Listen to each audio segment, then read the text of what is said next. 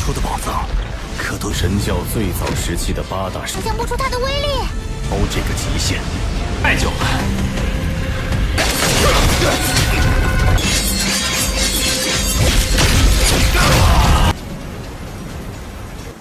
好奇，好强的阻力。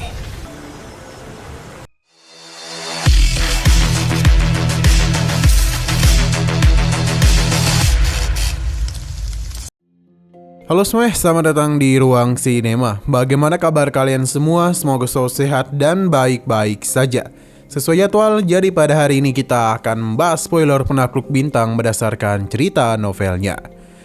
Cerita dimulai ketika Lao Feng yang saat itu berada dalam tubuh klon Musa. Tiba-tiba dia itu dikelilingi oleh kekuatan dahsyat di Nenremots. Kekuasaan senator wilayah berhenti, menunjukkan bahwa Nenremots Master telah mendeteksi keberadaannya. Kepala raksasa Nenremots Master muncul di langit dan memanggilnya. Ini menunjukkan bahwa dia mengetahui identitas asli Lao Feng, meskipun dia menyamar sebagai Musa. Lao Feng kembali ke bentuk aslinya, bukan tubuh Musa, melainkan tubuh manusianya. Ia menjelaskan bahwa dia memasuki wilayah ini karena penasaran dengan Royal Sea, terutama Bloody Sea, serta mencoba mengambil sedikit air dari sana. Nenremots Master telah mengkritik Lao Feng karena memasuki tempat yang terlarang dan menyentuh sesuatu yang bukan haknya.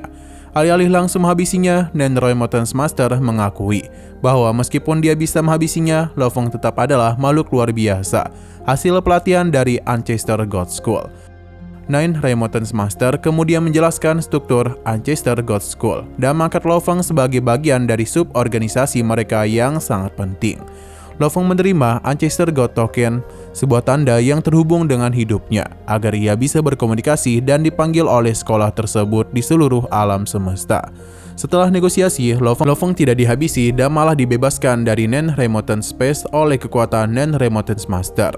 Lao Feng kemudian ke wilayah asalnya setelah berhasil mendapatkan air dan Bloody Sea, yang merupakan tujuan awalnya karena dapat memberinya kekuatan baru. Setelah berhasil mendapatkan air itu dan keluar dari Nenremots Space, Lao Feng langsung fokus pada tujuannya, yakni menggunakan air tersebut untuk mulai membiarkan tubuh ketiganya, sebuah bentuk tubuh baru yang akan memberinya kemampuan jauh lebih kuat. Ia menyadari bahwa air Bloody Sea adalah bahan paling cocok untuk tujuannya, karena mengandung potensi kehidupan yang luar biasa. Lao Feng menyadari bahwa undangan dari Ancestor God School untuk bergabung merupakan keuntungan besar. Tidak hanya menyelamatkannya dari kematian, tetapi juga memberinya peluang lebih tinggi, supaya bisa mampu menyelesaikan warisan tingkat kelima dan mendapatkan banyak kesempatan warisan dari Beast God.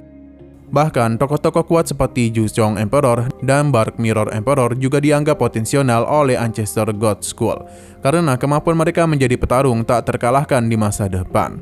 Lao Feng kemudian masuk ke dunia internal dari tubuhnya, di mana ia sudah mengumpulkan bahan dasar dari air Bloody Sea, dan memulai proses pembiakan tubuh ketiga menggunakan teknik cloning. Proses ini berhasil dimulai, air dari Bloody Sea berubah menjadi material kehidupan di bawah pengaruh energi dunia internalnya, dan bola emas itu mulai terbentuk sebagai embrio tubuh ketiga. Mendapati proses tubuh ketiganya berhasil dimulai, Lao Feng sangat gembira dan bahkan merayakannya bersama Tianchen Emperor dan beberapa sekutunya. Ia tahu pembiakan tubuh itu akan memakan waktu lebih dari 600 tahun sebelum benar-benar matang. Tetapi Lao Feng selama waktu itu akan fokus pada latihan hukum dan teknik untuk meningkatkan kemampuannya secara menyeluruh. Sementara tubuh utama Lao Feng tetap fokus pada latihan. Tubuh aslinya tiba kembali di Pulau Bahunia dengan kabar bahwa Blade River Emperor telah kembali tanpa aura sektor Lot yang biasanya kuat, menimbulkan spekulasi besar di antara para bangsawan dan pejuang di sana. Rumor menyebar dengan cepat tentang apa yang kemungkinan terjadi di Nenremots Space, termasuk spekulasi apakah dia menjadi undying atau mendapatkan True Treasure baru. Di sana, Dark Mirror Emperor yang baru pulih menjadi lebih dingin dan penuh dendam. Ia bertekad untuk membalas Lao Feng jika ternyata dia itu mendapatkan keuntungan baru, entah berupa kekuatan abadi atau treasure kuat lainnya. Setelah berita tentang kekuatannya tersebar luas, Lao Feng kembali ke medan perburuan harta karun galaksi, tempat ribuan dari berbagai ras bersaing merebutkan treasure langka. Atmosfer medan ini dipenuhi aura tegang dan energi murni, karena setiap harta karun bisa mengubah nasib seseorang pejuang secara drastis. Medan perburuan itu terdiri dari banyak gunung, masing-masing menyimpan harta uniknya sendiri. Lao Feng mendarat di salah satu gunung yang disebut Gunung Harta Aurora, yang dikenal sulit ditembus karena energi aurora 5 warna yang aktif setiap ratusan tahun sekali. Ketika Lo Fang menjejakkan kakinya, seluruh gunung mulai gemetar hebat. Aurora 5 warna muncul, melingkupi gunung dan membuat sebagian besar air terlempar keluar karena energi yang mematikan. Aura itu mampu membunuh Universe Kenaik yang tidak siap. Lo Fang tetap berada di pusat aurora karena kekuatan spiritual dan pengalaman bertarung sebelumnya membuatnya stabil menghadapi efek aurora. Ini adalah momen penting karena medan ini menyaring hanya yang layak untuk mendapatkan harta karun. Di pusat medan harta, Lo Fang menemukan harta utama, sebuah kapal raksasa bercahaya perak yang disebut sebagai Silver Dragon Phantom Ship. Kapal itu bukan harta biasa, ukurannya sangatlah besar. Saat Lo Fang menyentuh kapal ini, dia merasakan energi pertahanan dan kemampuan pertarungan yang sangat dahsyat. Serta dengan harta karun tingkat tinggi, kapal itu memiliki kemampuan melindungi penggunanya secara ekstrim dari serangan fisik dan spiritual. Lo Fang segera menyadari nilai strateginya. Kapal ini menjadi benteng bergerak dan alat tempur utama dalam pertempuran galaksi skala besar. Lo Fang mengirimkan spiritual force-nya untuk membaca informasi kapal. Dia menyimpulkan bahwa ini adalah harta karun tipe Flying Flash, harta yang berada di tingkat bawah tapi fungsinya sebanding dengan True Tracer, namun fungsinya sebanding dengan harta karun tingkat tinggi. Kapal ini bisa berfungsi sebagai markas, pertahanan, dan kendaraan tempur. Efek aurora yang mengelilingi gunung memastikan bahwa hanya pemilik dengan kekuatan luar biasa bisa mengambil kapal itu. Efek aurora yang mengelilingi gunung memastikan bahwa hanya pemilik dengan kekuatan luar biasa yang bisa mengambil kapal ini. Sementara Lo Fang fokus dengan harta karun, para hero lainnya yang tersingkir mulai merencanakan strategi baru. Beberapa dari mereka ingin menyerang Lo Fang ketika keluar dari medan aurora. Lainnya mempertimbangkan cara untuk merebut kapal dengan kekuatan penuh. Ini menandai bahwa Silver Dragon Phantom Ship bukan hanya tracer, bukan hanya sebuah kapal biasa, tapi juga pemicu konflik besar di antara ras-ras galaksi. Setelah Lo Fang berhasil menemukan Silver Dragon Phantom Ship, Lo Fang pun mulai mempelajari tentang harta karun itu secara mendalam. Kapal ini dinamai Galaksi oleh Lo Fang sendiri karena bentuknya yang bercahaya seperti galaksi mini dan potensi yang luar biasa. Ukurannya besar dan sistem pertahanan yang mampu menahan serangan Universe Kenaik sekalipun. Ini adalah harta karun langka yang tidak hanya sekedar kendaraan, tapi juga markas bergerak dengan kemampuan pertahanan yang sangat tinggi. Lo Fang pun mulai masuk ke dalam kapal itu. Kapal ini dilindungi oleh barrier energi yang bisa menahan serangan fisik maupun spiritual. Bahkan Universe Kenaik level menengah pun tidak akan bisa menembusnya tanpa persiapan matang. Lo Fang menemukan ruang kendali dengan simbol-simbol kuno. Dengan kekuatan spiritualnya, ia mulai menguji sistem navigasi untuk melihat seberapa jauh kapal ini bisa melintasi galaksi. Kapal ini juga memiliki ruang penyimpanan harta karun dan ruang latihan mirip flash bergerak. Ini membuat kapal itu bukan hanya alat transportasi saja, tapi juga benteng dan markas pribadi yang sangat strategis. Lo Fang menyadari beberapa hal penting tentang kapal ini. Galaksi bisa menjadi kunci pertahanan pribadi jika ia menghadapi Universe Kenaik atau ras lain yang ingin menguasainya. Dan kemampuan pertahanan itu, ia bisa fokus mengembangkan kekuatan diri tanpa khawatir diserang secara langsung. Harta ini juga bisa menjadi alat negosiasi. Siapapun yang mengetahui kapalnya pasti akan menghormati atau mengincar Lo Fang, sehingga potensinya semakin strategis di galaksi. Meskipun Aurora menghentikan banyak hero di chapter sebelumnya, beberapa pewaris yang tersisa mulai merencanakan langkah selanjutnya. Ada yang mencoba mengintai dari jarak jauh untuk menemukan kelemahan kapal. Lainnya mulai mengatur strategi aliansi agar suatu saat bisa merebut harta itu dari Lo Fang. Ini menegaskan bahwa galaksi bukan hanya harta biasa, tapi juga pemicu konflik besar di masa depan. Lo Fang sadar bahwa harta ini bukan sekedar alat, tapi simbol kekuatan yang akan mempengaruhi hubungan antara ras dan Universe Kenaik. Dengan galaksi, Lo Fang mendapatkan kesempatan untuk memperkuat potensinya di galaksi, sekaligus belajar bagaimana harta langka bisa dioptimalkan dengan kekuatan tubuh dan teknik. Setelah membuka harta karun kuno yang tersembunyi di medan tempur galaksi, Lo Fang menyadari kapal ini bukan sekedar harta biasa. Kapal itu merupakan warisan milik Alcohol Master, dikenal juga sebagai Wine Master, salah satu dari Beast God unik dari Ancestor God School. Beast God ini disebut sebagai Natural Beast God, karena sekaligus makhluk hidup, sekaligus juga adalah harta karun yang memiliki kekuatan luar biasa. Sebelum kematiannya, Alcohol Master menyerahkan kapal itu sebagai harta warisan agar suatu hari seseorang yang layak dapat meneruskan potensinya.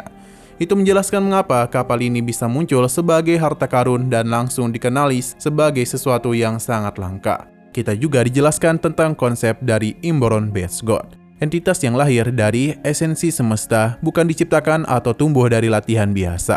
Beast God lahir sudah memiliki kekuatan setara Universe Master, kekuatan yang sangat langka di alam semesta Swallowed Star.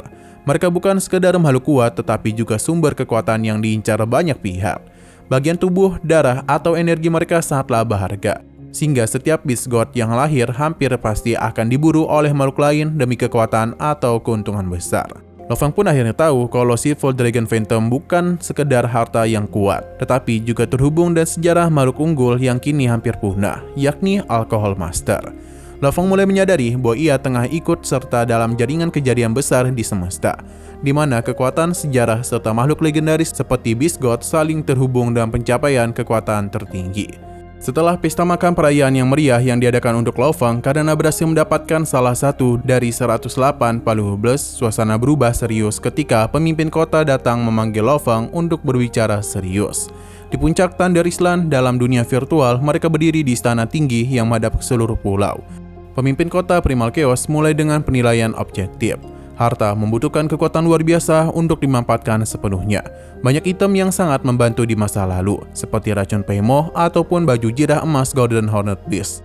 Sebenarnya itu tidak berguna dalam pertarungan level tinggi, seperti melawan Universe Kenaik ataupun lebih tinggi lagi. Lo Fang pun paham, bahkan instrumen pertahanan itu tak berarti ketika menghadapi kekuatan yang jauh lebih unggul.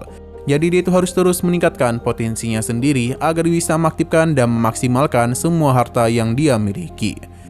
Pemimpin kota Primal Chaos menjelaskan bahwa harta seperti Silver Dragon Phantom Ship yang Lo Fang baru saja dapatkan pernah menjadi milik dari Wine Master, salah satu dari Inborn Beast God pertama dari Ancestor God School. Inborn Beast God adalah makhluk yang lahir langsung dari esensi semesta dengan kekuatan bawaan luar biasa, bukan diciptakan melalui komprehensi hukum atau teknik belaka. Sayangnya, makhluk seperti itu selalu diburu oleh banyak ras dan Supreme Beings lainnya, karena setiap bagian tubuh mereka sangat berharga. Sisik, darah, bulu bahkan lebih bernilai daripada ribuan harta biasa. Akibatnya, sangat sedikit Inborn Beast God yang masih bertahan hidup sampai di akhir alam semesta. Lo Fang terkejut saat menyadari bahwa makhluk besar yang pernah dia lihat di dunia Sungai Darah memang adalah sebuah Inborn Beast God yang sudah dihabisi. Pengetahuan ini mengubah pandangannya tentang misteri besar di balik kehancuran beberapa Beast God di masa lalu. Pemimpin kota kemudian memberikan pelajaran penting tentang hukum kekuatan di semesta. Hanya kekuatan yang menentukan nasib, yang lemah akan selalu menjadi mangsa yang diburu. Tidak ada belas kasihan di medan persaingan besar di antara berbagai ras. Ia mengingatkan Lo Fang bahwa manusia digolongkan sebagai ras lain oleh banyak ras besar, sehingga tidak ada yang bisa merasa iba terhadapnya. Satu-satunya cara bertahan adalah terus mengumpulkan sumber daya dan meningkatkan kekuatan secara konsisten. Pemimpin itu bahkan menyebutkan bahwa seperti kristal Blood River yang digunakan oleh Lo Fang sekarang, itu juga berasal dari Inborn Beast God. Itu adalah penjelasan mengapa kristal ini memiliki potensi besar untuk memperkuat tubuhnya. Pemimpin kota juga menyinggung tentang lab gen level, atau tingkat hidup atau gen tubuh seseorang yang menunjukkan seberapa kuat tubuh dasar mereka dapat menerima peningkatan. Pemimpin kota menjelaskan bahwa dalam semesta ini ada batas alami pada penguatan lab gen level, yaitu 100 kekuatan normal. Banyak Universe Kenaik hanya dapat meningkatkan hingga sekitar 10 kali lipat saja. Sedangkan seseorang Black Warrior seperti Lo Fang sudah mencapai kira-kira 10 kali, karena teknik dan kristal yang dia gunakan. Dengan bantuan darah dari Beast God serta menggunakan kristal Bloody River secara penuh sebelum menjadi Undying, ia bisa terus mendorong tubuhnya mendekati batas itu, bahkan mencapai ribuan kali kekuatan kehidupan dibandingkan kekuatan biasa. Lo Fang tahu bahwa untuk mencapai puncak, ia bukan hanya mengumpulkan harta kuat saja, tetapi juga harus menemukan cara agar tubuhnya mampu menerima jiwa dan kekuatan tingkat paling tinggi. Pemimpin kota menjelaskan bahwa soul transfer ke organisasi lain bisa menjadi cara, namun itu sangat sulit karena tubuh yang cocok biasanya sangat kuat secara independen, sehingga jiwa baru sulit bertahan. Selain itu, cloning dan pembiakan organisme khusus melalui kemampuan cloning seperti yang dilakukan oleh Lo Fang bisa menciptakan tubuh kuat meskipun tidak setara dengan organisme khusus yang benar-benar unik. Akhirnya, pemimpin kota kekacauan mengarahkan Lo Fang untuk menggunakan sumber daya melalui Virtual Universe Company jika dia membutuhkan darah Beast God untuk peningkatan lebih jauh. Setelah pertemuan dengan penguasa kota dan juga diskusi panjang tentang Levgen level, Lo Fang kini mulai menguji kekuatan dari tubuh monster tanduk emas di dunia internal tubuh monster, di mana Golden Hornet telah berdiri sebagai makhluk raksasa luar angkasa sepanjang lebih dari 600 mil. Dia tahu bahwa kekuatan sebenarnya tidak datang hanya karena taser atau teknik, tapi dari seberapa dalam tubuhnya bisa meningkatkan di bawah kekuatan mutasi genetik. Lo Fang memulai proses yang sangat menegangkan. Dia membuat luka di dalam tubuh Golden Hornet, kemudian melemparkan kristal-kristal dari Bloody River satu persatu ke dalam tubuhnya. Kristal-kristal itu berasal dari Imbron Beast God, makhluk yang sangat kuat dan bernilai karena darah serta gen mereka membawa energi unik. Kristal demi kristal masuk 166, 200, 280, dan akhirnya mencapai 380 kristal. Itu pun telah berhasil melebur ke tubuh Golden Hornet Beast sebelum batas kekuatan tercapai dan proses berhenti. Begitu 380 kristal terintegrasi, efeknya luar biasa. Seluruh tubuh Golden Hornet dipenuhi energi darah sungai, menyebabkan tulang, otot, dan sisik berubah secara drastis. Tingkat Levgen level tubuh itu meningkat secara eksponensial, menjadi lebih dari 6.400 kali kekuatan normal, jauh melampaui banyak makhluk kuat lainnya di semesta. Beberapa bagian tubuh seperti cakar kanan, cakar kiri, dan punggung bahkan mencapai kekuatan 2 kali lipat dari sebelum integrasi energi, memperlihatkan betapa dahsyatnya kekuatan itu. Golden Hornet Beast bahkan tumbuh 2 kali lebih besar dari sebelumnya, sementara sisiknya dan bahkan pola-pola mistik di tubuhnya mulai membentuk simbol-simbol yang menyerupai bayangan dewa binatang, mencerminkan kekuatan baru yang hampir setara dengan Beast God legendaris. Lo Fang sangat gembira melihat hasil itu. Ia langsung membandingkannya dengan kekuatan yang sekarang lebih tinggi daripada Ju Chong Emperor. Itu berarti Golden Hornet Beast sudah menyalip banyak makhluk kuat di semesta itu. Meskipun begitu, Lo Fang tahu masih ada potensi lebih lagi. Jika dia bisa menemukan cara untuk menggabungkan 1000 Bloody River Crystal, tubuh itu bisa mencapai 10.000 kali lebih kuat, yang merupakan batas untuk mencapai Space Level Bronze. Setelah melihat betapa dahsyatnya peningkatan pada Golden Hornet, Lo Fang kemudian mencoba hal yang sama pada tubuh aslinya, dan harapan dapat meningkatkan kekuatan tubuh manusia yang kecil itu juga. Namun prosesnya jauh lebih sulit. Tubuh aslinya hanya sanggup menggabungkan maksimal 82 Bloody Crystal sebelum memicu reaksi tubuh yang memaksa energi kristal tersebut mundur. Lo Fang tentu menyadari alasannya. Tubuh Golden Hornet Beast secara alami cocok untuk menyerap darah dan energi kristal, sedangkan tubuh manusia biasa, meskipun sangat kuat setelah latihan, tidak memiliki adaptasi biologis yang sama, sehingga batas kemampuan yang lebih rendah.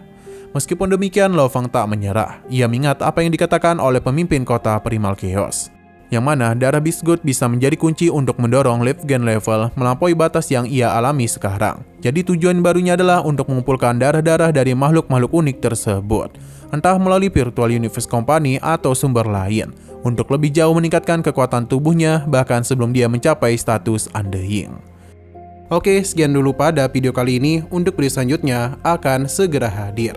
Jadi bagi kalian yang mengikuti series ini, langsung saja klik subscribe dan aktifkan loncengnya. Terima kasih yang sudah menonton video sampai habis.